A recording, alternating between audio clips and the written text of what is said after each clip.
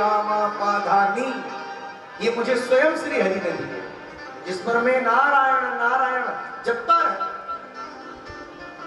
दिव्य उपदेश दिया, व्यास जी को 4 श्लोकों में भागवत सुनाई। व्यास जी ने 4 श्लोकों के कितने कर दिए? 18,000। अब श्लोकों की भागवत संहिता तैयार हो गई, नाम हुआ भागवत। फिर इसके आगे एक अलंकार जुड़ गया, श्री मद भागवत। श्री यानी श्री लक्ष्मी, श्री राधा, राधा का जो मद है वही श्रीमद भागवत है। अब भैया भोजन खूब बढ़िया बन जाए और भोजन करने वाले पंक्ति में बैठ जाए, भोजन बना बाहर खाए, पंक्ति यहां लग गई, बताओ परसैया कोई ना हो तो क्या हो? खूब बड़े बैठे रहो आप, कितना ही भोजन बना रखा, पर जब तक परसैया ही ना हो, क्या मतलब? अब महाराज भागवत रूपी अमृत तो बनकर तैयार हो गया। इस अमृत को पीने वाले करोड़ों करोड़ पिपासु तैयार बैठे हैं, लेकिन इसे पिलाएगा कौन? क्योंकि ये तो परमहंसों की संख्या है, कोई परमहंस ही इसे ले जा सकता है। तो याद आ गई व्यास जी को अपने पुत्र सुखदेव। लेकिन सुखदेव तो जन्म लेते ही जंगल में चला गया, वापस आया नहीं। क्या करें? अपने कुछ शिष्यों को भागवत के श्लोक याद कराए। उन शिष्यों ने जाकर के जंगल में भागवत के उन श्लोकों का गान किया। पहले श्लोक गाया, बरहा पीड़म नटवर बपु कर्णयो कर्णिकारम विप्रत वासः कनक कपिसम वैजयंती चमाला रंध्रान वेणुरधर सुधया पूर्णयन् गोपवृंदै वृंदारण्यं स्वपदरमणं प्राविशन्।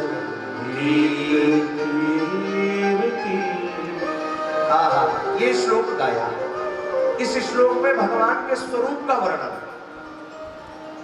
जब कोई किसी के स्वरूप का वर्णन करता है तो हमारा मन कहीं ना कहीं उसकी तरफ जाता है।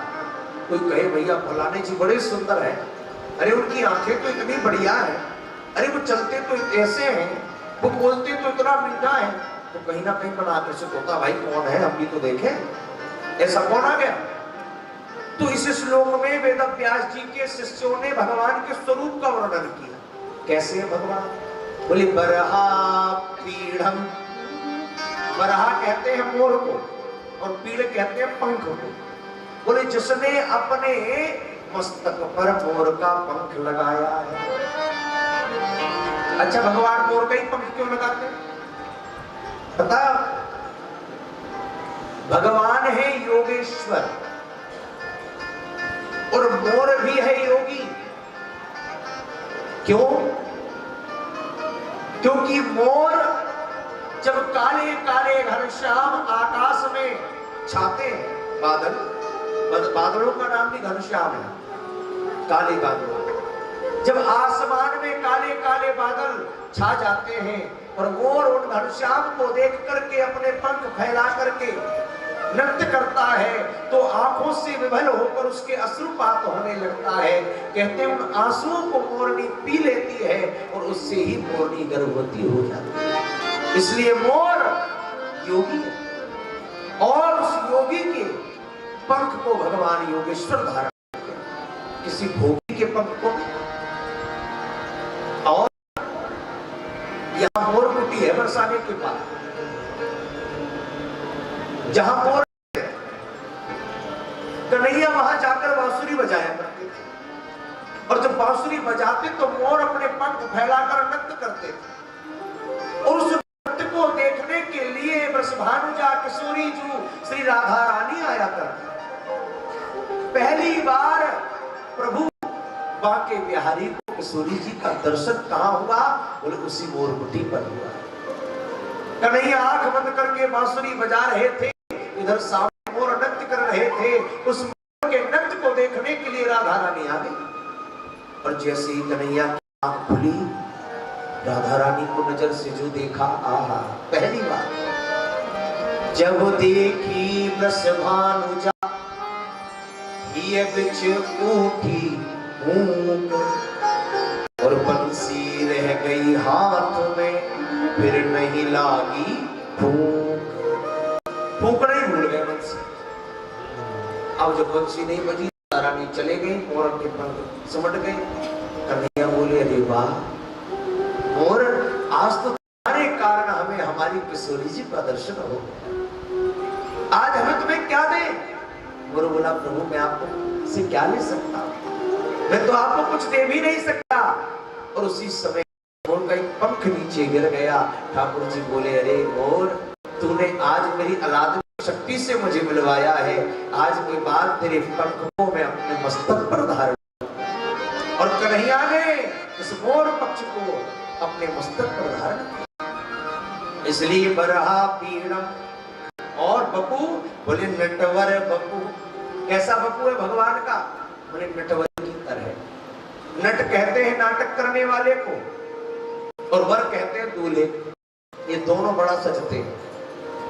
जो नाटक करता है, आप देखिए यहाँ रासलीला हो, आपके सामने व्यक्ति बैठा है और कब वो महाराज रासलीला में गोपी बनकर आ जाए आप पहचान नहीं पाओगे, वही है। गांव में रामलीला होती है, अपने बीच का आदमी महाराज कोई पाठ करे तो लोग पहचान भी, ये कौन सीता बना है, ये तो अपना ही वाला है, अच्छा इतना सुंदर सजा है।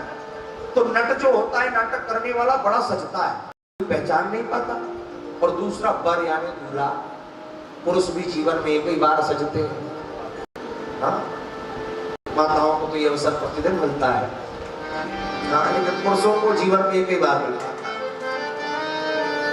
जब वर बनते हैं।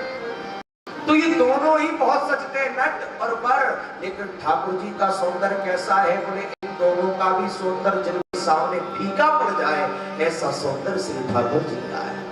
नटवर बपू और कर्णयो कर्णिकार। अपने मन को सुनो तो ऐसा सोचो कि भगवान को हम देख रहे हैं, यही सब भगवान की झांकी। कानों में क्या है? बोले कनेर का फूल लगाया है, और एक ही कान में लगा, फिर थोड़ी देर में निकाल के इस कान में फंस लेते हैं, चलते जाते फिर इस कान में फंस लेते हैं। कर्णयो कर्णिकारम और बिभ्रतवासा कनक कपिसम वैजयंतीम चमाला। महाराज गले में वैजयंती की माला है, 5 प्रकार के पुष्प से मिलकर बनी है, जो कभी ना सूखे, उसका नाम वैजयंती की माला है। और क्या कर रहे हैं? बोले रंध्रा पेड़ों, हाथों में क्या है? बांसुरी। क्या कर रहे हैं? बोले रधर सुधया, अपने अधरों पर रखे हुए। और कर क्या रहे हैं? बोले महाराज मधुर मधुर ध्वनि से बांसुरी बजा रहे हैं। मछली के समान सुंदर नेत्र हैं, चमचमाती बिजली के समान सुंदर घुंघराले केस हैं, और नंगे पैर क्या करने हैं? बोले गाय चराकर पूर्णयन गोप वृंदे, चारों ओर से गोप घरों से घिरे हुए कन्हैया कर क्या रहे हैं? बोले वृंदारण्यम सुपद रमणम, वृंदावन में नंगे पैर रमण कर रहे हैं। प्राविशद गीत कीर्ति, कौन उनकी कीर्ति का बखान कर सकता है? जो सुखदेव जी ने सुना, परमहंस है, और सुखदेव जी की समाधि खुल गई। श्रृंगार जब सुना, इतना सुंदर भैया कौन है, लेकिन अगले क्षण पर बैठ गए समाधि। क्यों? क्योंकि जितनी बात आई ना, मोर पंख लगाया है, नटवर बपू है, कानों में कनेर का फूल है, आंखें ऐसी है, बाल घुंघराले हैं, हाथ में बांसुरी है, चलते जा रहे, पीतांबर पहना है, कनक कपिस है, वैजयंती माला है, लेकिन ये सब बाहर का सौंदर्य है। भाई बाहर से तो बड़ा सुंदर है, कई लोग बाहर से बड़े सुंदर होते हैं, लेकिन ये जरूरी नहीं कि जो बाहर से सुंदर है वो अंदर से भी सुंदर हो। कई बार बाहर से बड़े सुंदर होते पर अंदर से बंदर। तो ऐसा श्रृंगार तो नहीं है कि मैं बाहर के श्रृंगार पे लुटकर चला जाऊं और वो मुझे देखे भी नहीं। तो भैया कोई मतलब नहीं, बैठ जाओ, क्योंकि बात तो तब बने कि वो अंदर से भी सुंदर हो। तो सुखदेव जी बैठ गए, शिष्य वापस व्यास जी के पास आए। व्यास जी ने कहा क्या हुआ? बोले महाराज हमने श्लोक गाया, सुखदेव जी के नेत्र भी खुल गए थे, वो खड़े भी हो गए थे, पर पता नहीं क्या हुआ, फिर बैठ गए। व्यास जी समझ गए अभी तुमने बाहर की सुंदरता का वर्णन किया है, अब जाओ अंदर की सुंदरता का वर्णन करो। दूसरा श्लोक सिखाया और दूसरा श्लोक लेकर के शिष्य गए और जंगल में गाने लगे।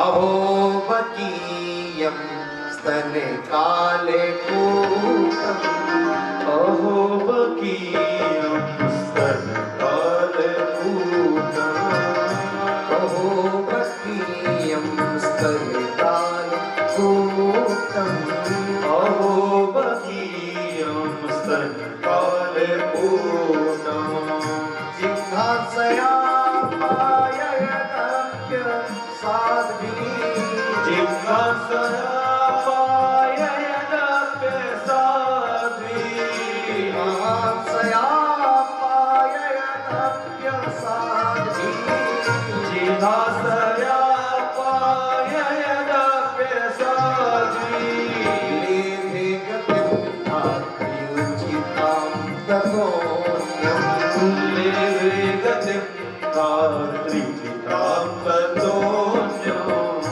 कम्बादयालुं शरणं व्रजेम, कम्बादयालुं शरणं व्रजेम, अहोबकीयं स्तनकाले पूतम्, अहोबकीयं स्तनकालकूटम्।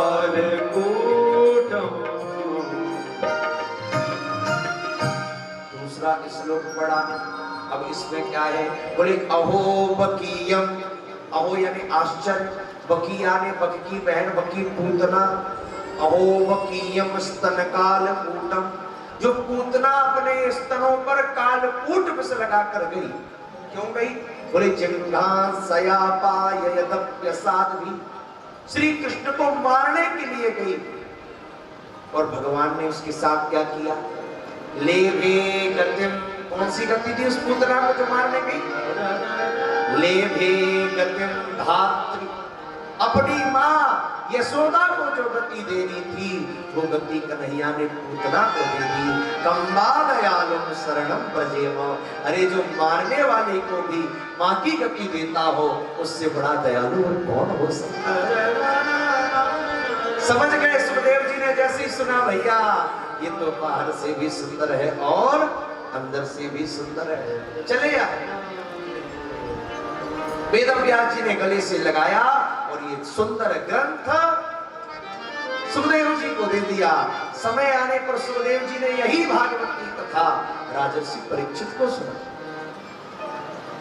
सूत जी महाराज से